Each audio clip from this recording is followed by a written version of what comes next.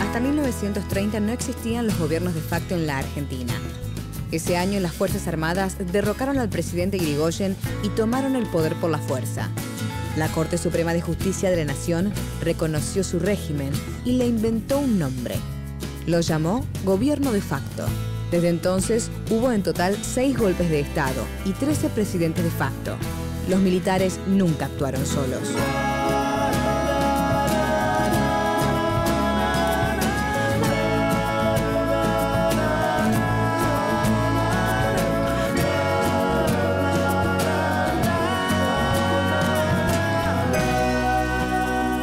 Esta serie cuenta la historia de esos hombres y de las corporaciones que los sostuvieron.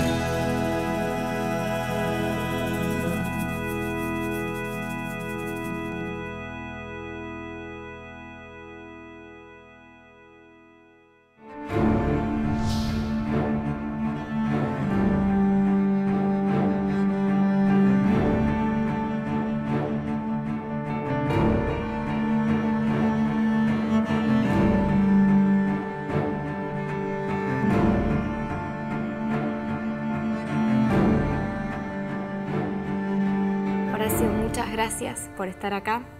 Lo que nos convoca es el golpe de Estado del 55, así que lo primero que le quiero preguntar es qué características particulares tuvo ese golpe de Estado.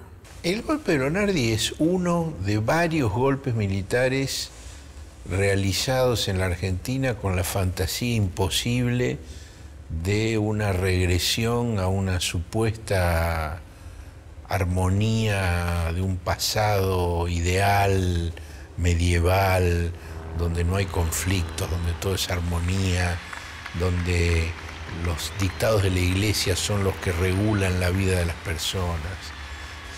Y Lonardi en el 55 duró desde el 22 de septiembre hasta el 13 de noviembre.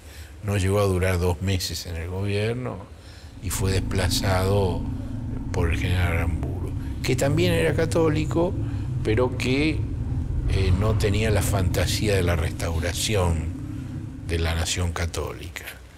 Entonces, la brevedad del gobierno de Lonardi se puede explicar por esta suerte de ideal que él perseguía. ¿Esa sería la lógica para entender por qué duró tan poco su gobierno? El gobierno de Lonardi dura poco porque está sentado sobre bases irreales. Es decir, es una fantasía irrealizable. Cuando Lonardi asume la presidencia después del golpe, él concede una entrevista a un corresponsal de un medio chileno que le pide por una definición político-ideológica y Lonardi contesta con 2 palabras: soy católico. El programa político, la ideología que Lonardi declara es soy católico. Y esto tiene manifestación en una serie de elementos. Por ejemplo, cuando el 16 de junio de 1955 aviones de la Fuerza Aérea y de la Marina bombardean la Plaza de Mayo, llevan pintada en las alas la cruz dentro de una letra B. La cruz dentro de la letra B pintada en las alas de los aviones quiere decir Cristo vence. ¿Usted vio ese bombardeo? ¿Qué recuerda? ¿Qué imagen tiene? ¿O qué sonido? ¿O qué sensación? Bueno, yo no entendía. Yo tenía 13 años nada más. Entraba a la 1 al colegio. A las 12:30 se produce el bombardeo. Salgo del subterráneo y veo que hay aviones que están tirando bombas y se ven también, recuerdo la imagen de las balas trazadoras de las ametralladoras de los aviones. Es decir, con los dispositivos de dirección del tiro que había en aquella época, que eran muy precarios, era visual la puntería. Y entonces alternaban una bala real con una bala luminosa. Entonces, desde el avión, el piloto veía una línea de puntos y ahí podía ir. Yo recuerdo haber visto los aviones y la línea de puntos que salía, que yo en esa época no sabía qué era, digo, me enteré después de qué era eso. Pero era muy impresionante. Y se veía, bueno, mucho humo, tierra que saltaba, digamos, pegaron en los canteros de la plaza. Y gente que corría.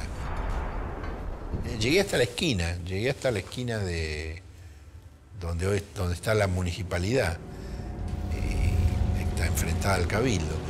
Y ahí un hombre me agarró de la mano y me dijo, vení para acá, y me arrastró por la Diagonal Norte, y en un momento, cuando íbamos por la Diagonal Norte, me hizo echar al suelo, porque estaban tirando con las ametralladoras desde los aviones. Me hizo taparme la cabeza con el portafolio que yo tenía. Que después en el portafolio apareció una marca que podría haber sido de una bala, pero que haya rozado. Pero bueno, eso ya entra dentro de cierta mitología familiar que no está comprobado. Y bueno, pues fue una interrupción brutal de una infancia tranquila, plácida, ¿no?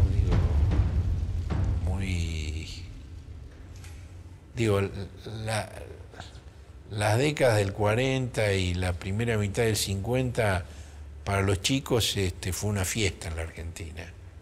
¿Cuáles eran las medidas concretas que había tomado el peronismo en contra de la Iglesia Católica que promueven esta total quiebra entre el Estado peronista y la Iglesia? Cuando se plantea la reforma de la Constitución, la Iglesia le hace llegar sus sugerencias al peronismo. Algunas por parte del Episcopado argentino y otras directamente por parte del Vaticano. Y le plantean poner en crisis el principio de la soberanía popular que está consagrado en la Constitución argentina de 1853 y en cambio plantear el origen divino del poder. Y el peronismo no lo hace. Se da una clara confrontación entre dos concepciones sobre el origen del poder. Para la Iglesia, el poder es de origen divino. Para el peronismo, el poder es de origen popular, se origina en la voluntad del pueblo. Ahora, la Iglesia pretende que todo tiene que someterse a sus lineamientos. Eso es lo que se llama el catolicismo integral. Cada aspecto de la vida de las personas tiene que estar regulado por la fe y por los preceptos de la religión católica. Y se encuentra en espejo con la respuesta de un peronismo integral. Y es una querella de familia, es un litigio de familia, porque hay muchas similitudes, es una pelea en el espejo. Este es un aspecto que yo creo que hoy no es muy conocido. El golpe contra Perón no ha sido un golpe militar. El golpe del 55 es un golpe eclesiástico, es un golpe político, es un golpe económico que tiene un componente militar mínimo. Es decir, había un trabajo de la Iglesia con tal grupo, un trabajo de la Iglesia con tal otro, y no se juntaban en sus lugares de asentamiento castrense, se juntaban en las iglesias, en lo que se llamaba la hora santa, y allí es donde iba avanzando la conspiración. Y en septiembre, el jefe del alzamiento es un retirado. Lonardi llevaba 4 años retirado. De hecho, Lonardi llega, viaja desde Buenos Aires a Córdoba en un colectivo, no tiene ni plata para el pasaje de regreso, lleva el uniforme y el sable en la valija y nada más, y el cepillo de dientes. Llega a Córdoba, se pone el uniforme, se presenta en la escuela de infantería, copa la escuela de infantería y ahí empieza la rebelión, y durante días los rebeldes están aislados en esa escuela y en otras vecinas que también logran tomar, pero el grueso del ejército no se pliega. ¿Y dentro de la iglesia va a haber algún ala más de izquierda, como lo que uno podría vincular con los curas del tercer mundo o con ese tipo de movimientos, que no estuviera de acuerdo con lo que se estaba gestando? No, en ese momento no, en la iglesia no había disidencias al respecto. Había sí un conflicto en la cúpula. El cardenal Copelo, que era el arzobispo de Buenos Aires, el cardenal primado de la Argentina, no quería organizar la conspiración contra el peronismo. Creía que era posible llegar a un acuerdo, un avenimiento. En cambio, el posterior cardenal Cayano, por entonces arzobispo de Rosario, y el arzobispo de Córdoba, Emilio Fermín Lafite, sí creían en la necesidad de organizar la conspiración, tuvieron respaldo del Vaticano y marginaron de las decisiones al cardenal primado Copelo. Lo que sí ocurre es que una serie de sacerdotes que participan activamente en el derrocamiento de Perón, muy rápidamente se dan cuenta de que han hecho un golpe clasista en favor de la oligarquía y en contra de las clases populares.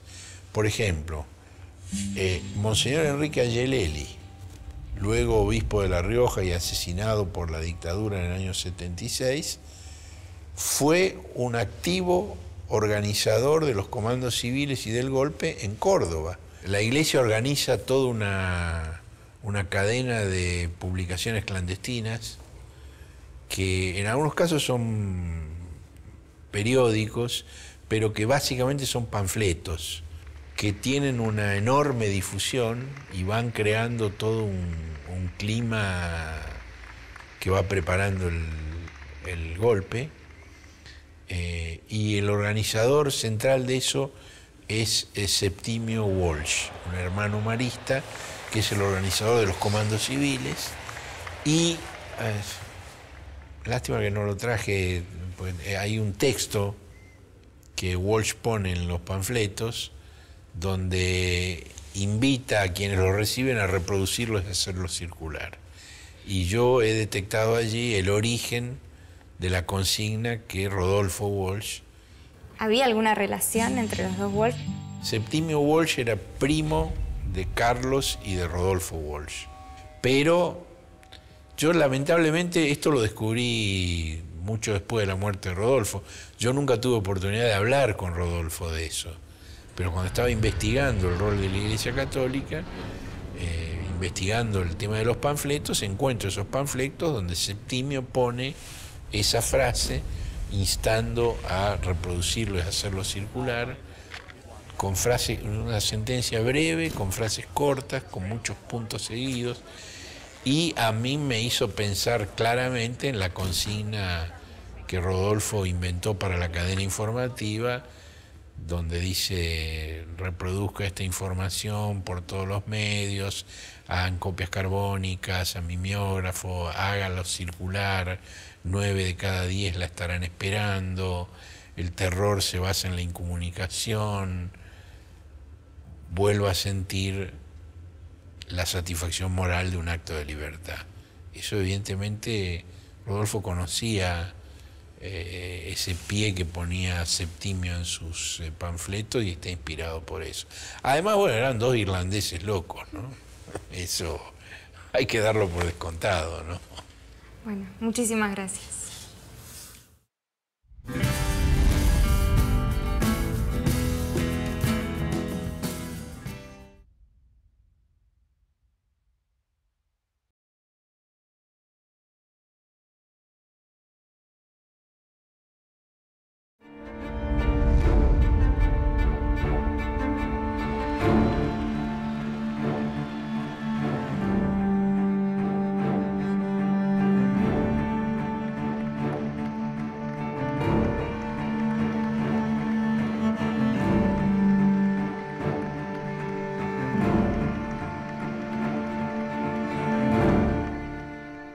Alejandro, muchas gracias por estar acá. De nada, Manuela.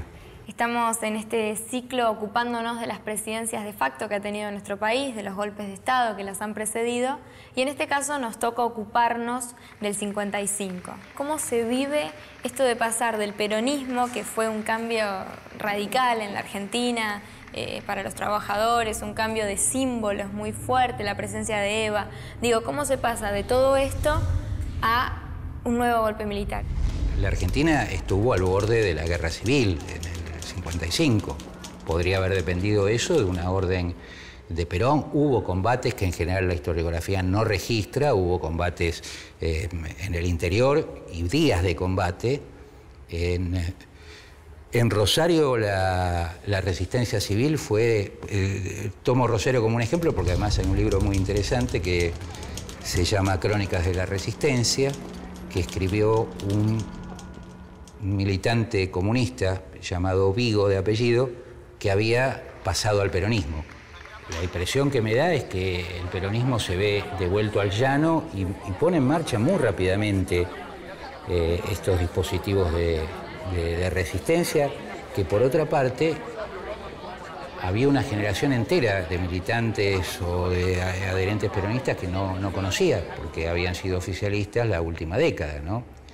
Hay un patrón que se repite bastante en los primeros tiempos de la resistencia, que es un papel más o menos relevante de activistas y militantes que tenían experiencia previa, o sea, que provenían de otros grupos políticos antes de la aparición del peronismo. Por ejemplo, es el caso que yo comentaba, el de Vigo, pero es el caso de Rodolfo Puiggrós, con quien él se encuentra por allí en algún momento, algunas personas que venían del nacionalismo también, que tenían el know-how de cómo se hace para expresar opiniones e intervenir en la disputa política si vos no manejás el aparato del Estado. Eso el peronismo masivamente no sabía hacerlo. También los dirigentes sindicales, había un dirigente anarquista en Rosario que se había integrado al peronismo, había sido diputado provincial o nacional, no lo recuerdo, pero que es de los primeros que logra imprimir volantes con un sello. Entonces, que es un método un poco incómodo para imprimir muchos volantes, pero bueno, ante la falta de mimeógrafos y otros medios, apeló a esto. Entonces, hay unos saberes que el peronismo más reciente todavía no tenía por una falta de experiencia militante. Tal cual. O por lo menos de militancia en la oposición, y en una oposición en la que podía irte la vida. Si uno ve testimonios orales de la época, la imagen es de trastocamiento del mundo, el mundo se dio vuelta, no entendíamos cómo podía ser que se quemaran bienes de la fundación solo por sábanas o colchones, solo porque tenían la etiqueta de la Fundación Eva Perón, la quema de la biblioteca de la Escuela Superior de Construcción Política. Hubo muchos militantes de la resistencia cuya primera acción fue guardar el busto de Evita de su lugar de trabajo hasta el 73. Con bastante espontaneidad también, ¿no? Además, con un grado fuerte de espontaneidad y con un grado fuerte de inorganicidad. Pero luego hay cadenas, por ejemplo, en la Resistencia, que ya en noviembre del 55, yo he tenido más de una en mis manos, militantes que se dedican a copiar declaraciones que Perón hace en el exterior, a copiarlas a mano, en hojas de cuaderno y distribuirlas con alguna frase de cierre, ¿no? En la que yo vi la frase de cierre, las frases de cierre eran trabajadores no olviden a Perón, Perón volverá, y firmaba Martín Miguel de Gómez, que en la primera debe haber sido Martín Miguel de Güemes, pero alguien copió mal. Jefe espiritual de los milicianos de Perón. Una cosa muy rimbombante, yo nunca escuché hablar de esa organización en ningún ámbito, pero esa es una carta, como te digo, de la resistencia muy de abajo, ¿no? Muy de a pie. Y en buena parte, aunque esto se juega más Esto que te voy a decir es una zona más ideológica y más simbólica del combate. Buena parte de la disputa de la resistencia en esos primeros 2 años, digamos, o 3, de fines del 55 hasta que asume Frondizi, pasa por disputar qué sentido debe darse a la experiencia peronista que recién concluyó. Por eso lo de Trabajadores no olviden a Perón, por eso lo de No me olvides en las solapas que los resistentes utilizaban para identificarse. Hay una operación muy grande del Estado en manos de los golpistas que insisten en describir de cierto modo la experiencia peronista que ha terminado. Y la lucha que da la resistencia es por decir que la experiencia peronista es una cosa distinta de la que el Estado dice. Es decir, uno tendría que tener en cuenta también que a partir de marzo, si no me equivoco, del 56, el decreto 4161 convertía en delito nombrar a Perón, a Evita, evocar en cualquier símbolo partidario. Esa es una medida particularmente fuerte, ¿no? El 4161 se explica por eso. Si no, es una tontería. Claro. Si no, nadie puede pensar que la prohibición de la alusión va a generar algún efecto de algún tipo. ¿Y qué pasa con la Constitución del 49 cuando es derogada? ¿Eso qué implica? ¿Qué grandes cambios trae o no tan grandes? No sé. No, yo lo que te diría, pero esta es una visión peculiar, es que en torno a la reforma constitucional, el dato más relevante es el éxito electoral en las constituyentes de un peronismo recién derrocado. Es llamativo que tan cerca de un golpe de Estado, tan cerca incluso de los bombardeos, tan cerca de los fusilamientos, el peronismo logre una primera minoría para el voto en blanco, ¿no? en la Constitución. El juego entre la Constitución del 49 y la Constitución reformada en el 57 señala que no pueden volver atrás con una serie de derechos que en el peronismo se habían reconocido. Entonces, esto obliga al 14 bis a reconocer una serie de derechos con otra forma, que no es la forma que tenían bajo la Constitución del 49, pero no se puede volver a la Constitución liberal decimonónica del 53 tal como estaba. Claro, podríamos decir que el peronismo subió el piso que la gente iba a aceptar. O sea, una vez que se legitimaron determinados derechos, ya no se pudo volver atrás en materia social. A mí me parece que sí, a mí me parece que sí.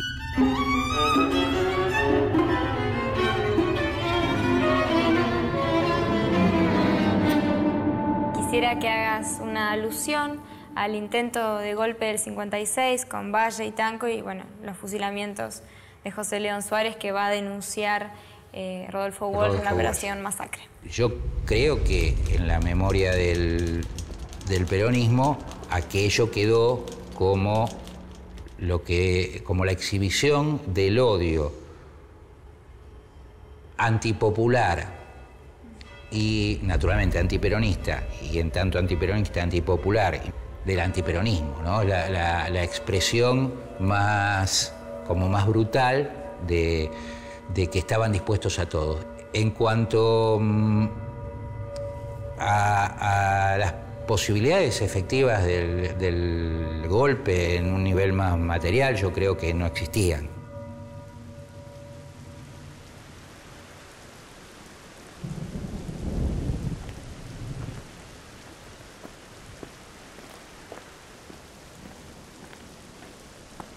Por distintas causas, esos levantamientos fracasan, a Valle lo fusilan.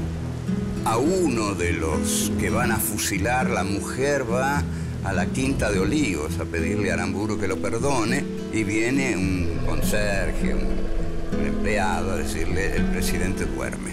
¿En qué estarán convertidos mis viejos zapatos? Lo cual quiere decir mucho más que el presidente duerme. Quiere decir, al presidente no le importa nada de lo que está pasando. Ni le importa, señora, que fusilen a su marido. ¿A dónde fueron a dar tantas hojas de un árbol? Ni le importa que maten en zonas embarradas, oscuras, siniestras, zanjas, a los 28, 29 militantes peronistas que mataron. El presidente duerme. ¿Por dónde están las angustias que desde tus ojos saltaron por mí?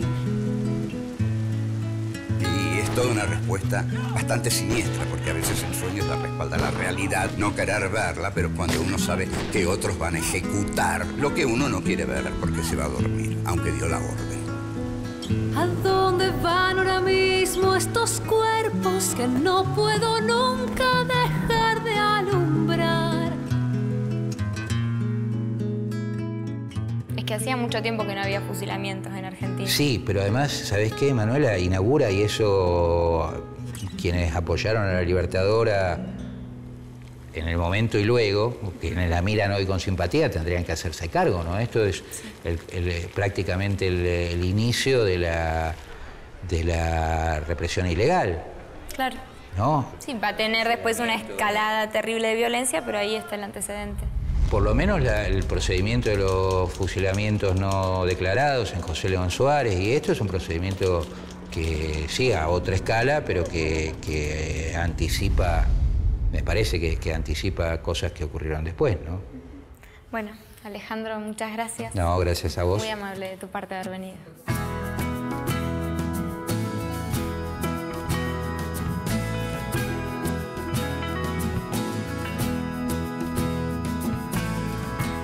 No queda mucho que decir, más queda mucho por hacer en esta casa nuestra. Primero dejar de matar, segundo dejar de mentir, y por algo se empieza. Y el viento del sur nos hará temblar, y las ventanas del frente se abrirán, y la ciudad será un poco nuestra. Y las ventanas del frente se abrirán, y la ciudad será un poco nuestra. El cielo nos verá baldear, el patio y las plantas regar.